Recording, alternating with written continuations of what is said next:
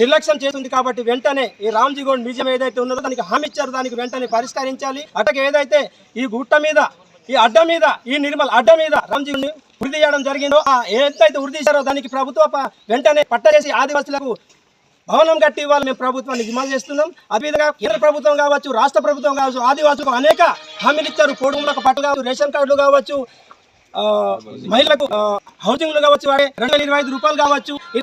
ఇంకొక ప్రభుత్వం ఏమో రేషన్ కార్డులు ఇస్తామని చెప్పి ఇవ్వడం లేదు. అట్లాగే పెట్రోల్ కావచ్చు, డీజిల్ కావచ్చు రేట్లు పెంచుతున్న ఆధారంగా ఆదివాసీల పైన పేద ప్రజలపైన బాంబు వేయడం చేస్తుంటే ఇది వెంటనే మానుకోవాలని ప్రభుత్వాన్ని హెచ్చరిస్తున్నాం. తడవచం చంబు తెలంగాణ ఆదివాసీ గిరిజన సంఘం నిర్మల్ జిల్లా కార్యదర్శి.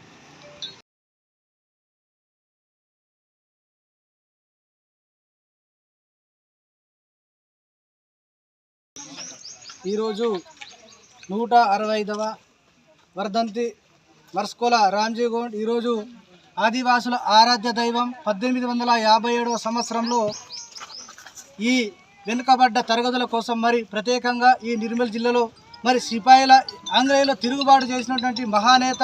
మరి ఈ రోజు కూడా ఇప్పటికీ కూడా కొన్ని సంవత్సరాల తరపున కూడా ఈ కేంద్ర ప్రభుత్వం కానీ వీటిపైన 200 ఎకరాలలో ఈ మ్యూజియం ఏర్పాటు చేస్తామని ఇంతకుముందు చెప్పడం జరిగింది. అదే ఈ రోజులు అలాగే గడుస్తూ ఉన్నాయి. మరి ఈరోజు ఈ నిర్మల్ జిల్లాలో ఉన్నటువంటి ఈ నిర్మల్ జిల్లాని ఖచ్చితంగా ఈ రామ్జీగౌడ్ జిల్లాగా మార్చాలని మా యొక్క కోరిక. ఎందుకంటే కొమ్రం భీం కంటే ముందు నుంచి పోరాటం చేసినటువంటి మహానేత, మహానాయకుడు, గొప్ప అమరవీరుడు కుటుంబాన్ని కూడా లెక్క చేయకుండా ఈరోజు త్యాగం చేసి మరి ఈరోజు ఉన్నటువంటి నిర్మల్ జిల్లాలో ఉన్నటువంటి చాలా ఆదివాసులు ఉన్నారు. మరి ఈరోజు నిర్మల్ జిల్లాలో ఉన్నటువంటి ఆదివాసులకు ఎలాంటి అభివృద్ధిలో లేరు. కాబట్టి దయచేసి మేము అనేది ఒకటే, ఈ యొక్క ప్రోగ్రామ్ని, ఈ యొక్క కార్యక్రమాన్ని సెంట్రల్ గవర్నమెంట్ నుంచి ఉంది కాబట్టి ఇక్కడ ఉన్నటువంటి అధికారులు కానీ, ప్రజాప్రతినిధులు కానీ నాయకులను గౌరవిస్తూ మరి ఇక్కడ ఉన్నటువంటి కార్యక్రమాలు రాబోయే రాబోయే రోజుల్లో ఇక్కడ ఉన్నటువంటి ఈ యొక్క ప్రాంతాన్ని ఈ యొక్క స్థలాన్ని అభివృద్ధి పథంలోకి తీసుకెళ్ళాలి. అదేవిధంగా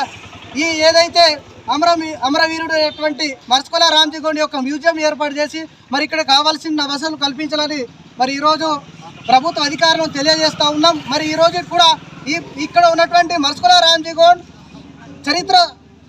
చరిత్ర గల అమరవీరుడు మరి ఈరోజు మరి ఎందుకో ఇంత అలజడి లేకుండా ఇంత నిర్లక్ష్యంగా తీసుకోవడం చాలా బాధాకరమైన విషయం.